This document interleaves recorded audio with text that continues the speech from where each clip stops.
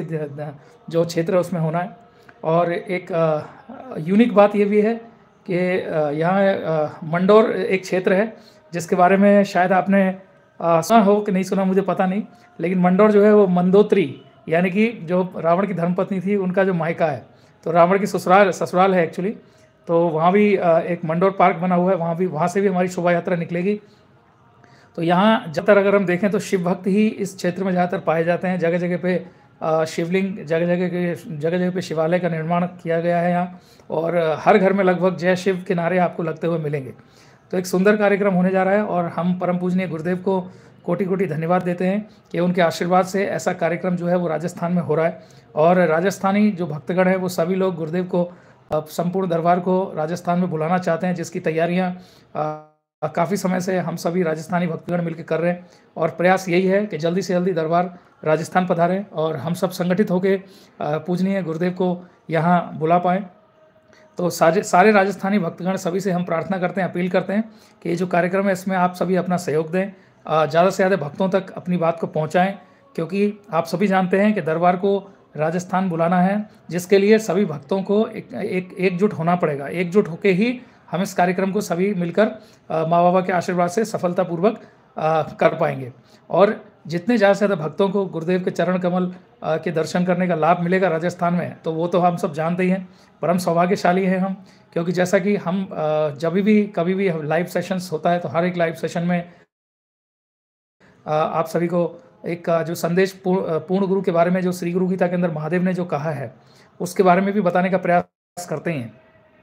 तो इस चैनल पे बहुत सारे भक्त ऐसे हैं जो श्री करौली शंकर महादेव दरबार के बारे में या तो जानकारी नहीं रखते हैं या जानते तो हैं लेकिन वो कभी दरबार नहीं गए, लेकिन उनको बहुत सारे मन में प्रश्न आते होंगे, सवाल आते होंगे, क्योंकि कई बार हम ऐसी चीज़ों को दरबार में होता हुआ देखते हैं जो कि अगर साधारण शब्दों में बात की जाए तो कुछ लोग इसको चमत्कार का नाम दे देते हैं, लेकिन कुछ लोग इसको अंधविश्वास का नाम दे देते हैं। लोग कहते हैं कि ऐसा हो ही नहीं सकता, ये तो गलत तरीके से किया जा रहा है, लेकिन ऐसा कुछ भी नहीं है।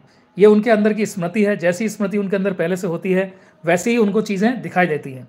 लेकिन हम सभी प्रमाण है इस दरबार से जुड़ने का, इस दरबार से जुड़ के हम सभी ने अपने जीवन में क्या पाया।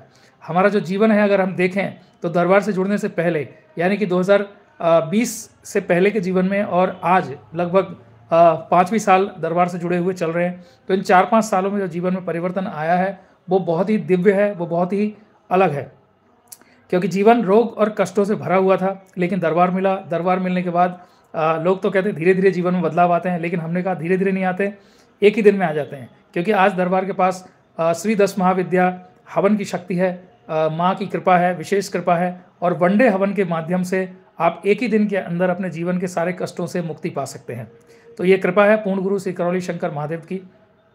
तो हम सभी से यही अपील करते हैं, आग्रह करते हैं कि अगर आप नए हैं, अगर आप दरबार के बारे में ज़्यादा जानकारी नहीं रखते हैं या आपके मन में कहीं भी किसी प्रकार का कोई प्रश्न है, तो आप अपने प्रश्नों के समाधान के लिए काउंटर नंबर 9 का निर्माण किया गया दरबार में।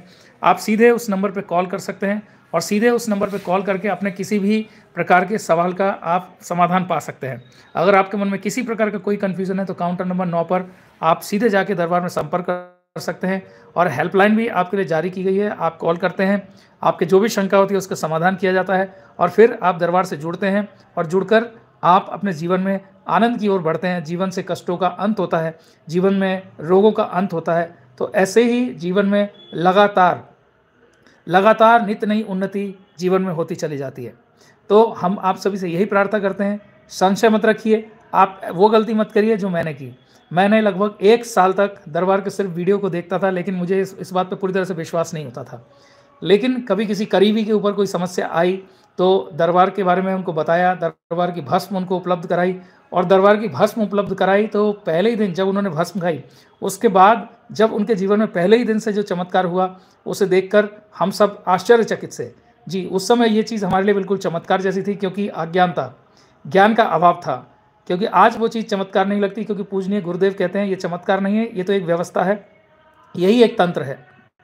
तो शिव तंत्र जिसे हम कहते हैं, शिव की व्यवस्था जिसे हम कहते हैं, तो व्यवस्था को जो लोग समझ लेते हैं उनको कभी भी किसी तरह से कोई कन्फ्यूज़न नहीं होता, उनको चमत्कार नाम की वस्तु रहती ही नहीं।